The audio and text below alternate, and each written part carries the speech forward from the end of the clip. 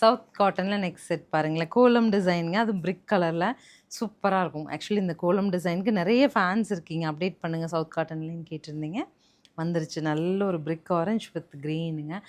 Simply நீட்டாக ஒரு என்ன சொல்கிறது, ஹோம்லி லுக் கிடைக்கும் இந்த சாரீ போடும்போது. கலர்ஸ் அப்டேட் பண்ணுறேன், பார்த்துட்டு பிடிச்சது எடுத்துக்கலாம். 1180 பட்ஜெட்டில் சாரியே 630 வரும். அது இல்லாமல் செப்பரேட் ப்ளவுஸ்.